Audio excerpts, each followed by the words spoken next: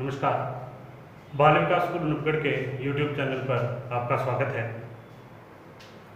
इससे last video में हमने हैलोजन डेरिवेटिव या हैलोजन उत्पन्न के वर्गीकरण नॉमेनक्लेचर के बारे में बात की थी, नामकरण के बारे में बात की थी, और उससे पहले हम बात कर चुके हैं जनरल इन्फॉर्मेशन के बारे में।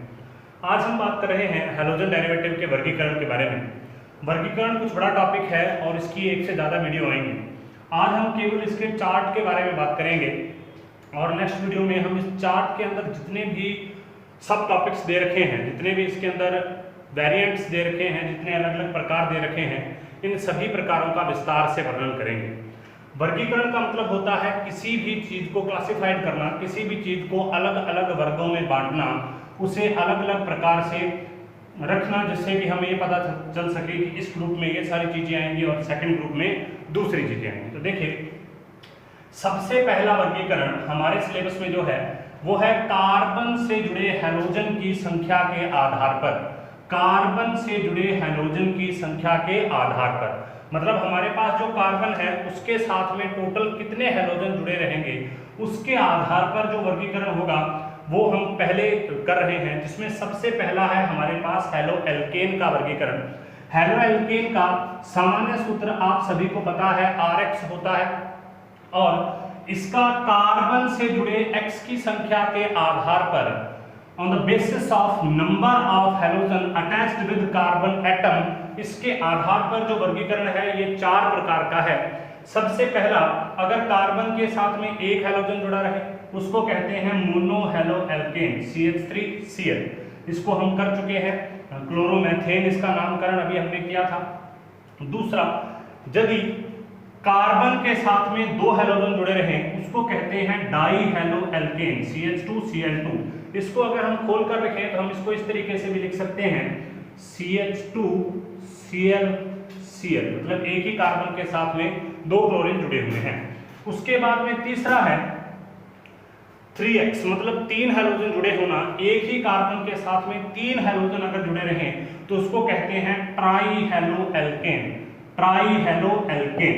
तो इसका फार्मूला है CHCl3, जिसे हम क्लोरोफॉर्म के रूप में कर चुके हैं, और इसको अगर हम खोल कर लिखें तो इस तरीके से लिखा जा सकता है CHCl, Cl and Cl, CHCl3 chloroform, जिसका अभी हमने नाम किया था ट्राइक्लोरोमेथेन।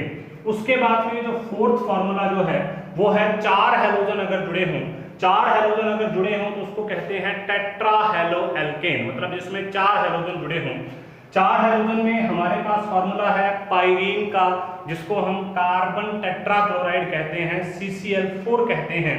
और इसको भी अगर हम खोल कर लिखना चाहें तो इस तरीके से लिख सकते हैं। इसके ब्रॉड फार्मूला ये है Cl, इसका जिसको हम कह सकते हैं कि एक तरीके से स्ट्रक्चरल फार्मूला है, हालांकि सही स्ट्रक्चरल फार्मूला नहीं है इसका। तो अभी हम वापस बात करते हैं थोड़ी क्लासिफिकेशन के बारे में। एक बार मैं वापस इस चीज को रिपीट करता हूं, फिर हम इसके अगले सब टॉपिक पर चलेंगे, जो कि मोनो हेलो एल्केन का, क्योंकि हमारे सिलेबस में ज्यादातर जो मटेरियल है वो मोनो हेलो एल्केन का दे रखा है।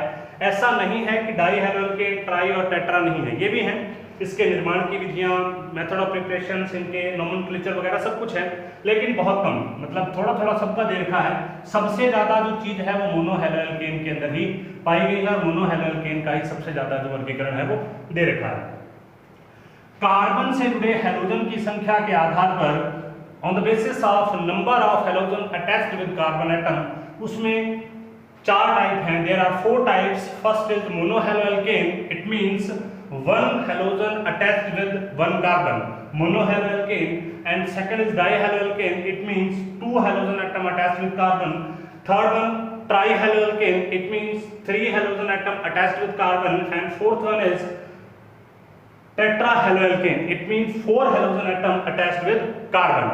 Example of monohaloalkane is CH3Cl, this is chloromethane. Second, CH2Cl2, this is methylene chloride, or we can say this is dichloromethane. Third one, CHCl3 chloroform, IUPAC name trichloromethane. And fourth one is CCl4, commercial name pyrene and general name carbon tetrachloride, and IUPAC name tetrachloromethane. अब हम इसका जो अगला वर्गीकरण है, next जो classification है वो करेंगे मोनो हेलो एल्केन का क्लासिफिकेशन। इसके मोनो हैलो एल्केन के क्लासिफिकेशन में सबसे पहले हम चार्ट का फॉर्मेशन करेंगे। नेक्स्ट हम बात कर रहे थे अभी मोनो हैलो एल्केन का, जो अभी हमने देखा था mono halo alkane, di halo alkane, tri halo alkane और टेट्रा हैलो एल्केन। नेक्स्ट हम बात कर रहे हैं मोनो हैलो एल्केन का क्लासिफिकेशन किस तरीके से होता है। मोनो हैलो एल्केन को हम जनरली RX से लिख देते हैं, मतलब जिसके अंदर एक हैलोजन पाई जाती है कार्बन के साथ में।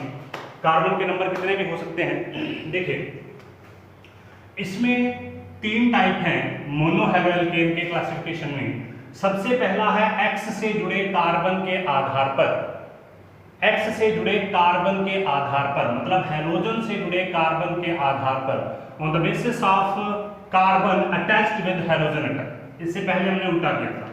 तो ये 3 टाइप के होते हैं, 1 डिग्री या प्राथमिक अल्काइल हैलाइड, 2 डिग्री या द्वितीयक अल्काइल हैलाइड और 3 डिग्री या तृतीयक अल्काइल हैलाइड।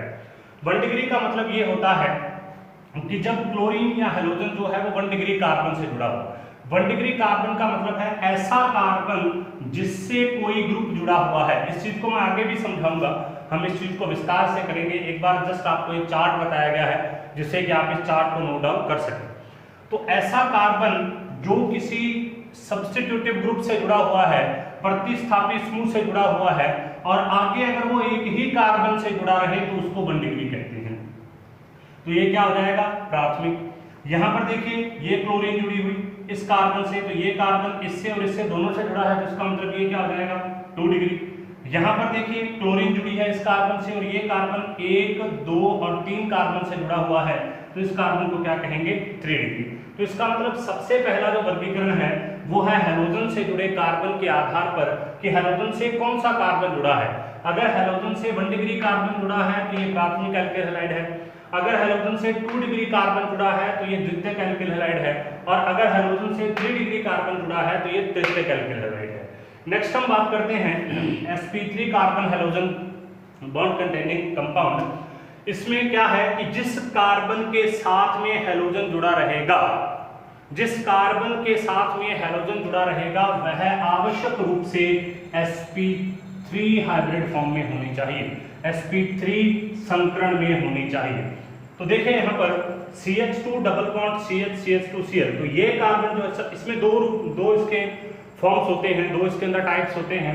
एक तो होता है एलाइलिक हैलाइड और एक होता है बेंजाइलिक हैलाइड। एलाइलिक हैलाइड का मतलब होता है ऐसा कार्बन एलाइलिक कार्बन है, ऐसा कार्बन एलाइलिक कार्बन होता है जो डबल बॉन्डेड कार्बन के साथ जुड़ा हो। डबल बॉन्डेड कार्बन के साथ जुड़ा हुआ कार्बन एलाइलिक कार्बन है, और अगर इसके साथ में कोई हैलोजन जुड़ा है तो इसको हम क्या कहेंगे, एलाइलिक हैलाइड कहेंगे। तो सबसे पहला ये जिसमें ये sp3 है, ये sp2 है। उसके बाद बेंजेलिक। बेंजेलिक में बेंजीन रिंग और उसके साथ में sp3 आ गया और इसके साथ में हैलोजन जुड़ा हुआ है।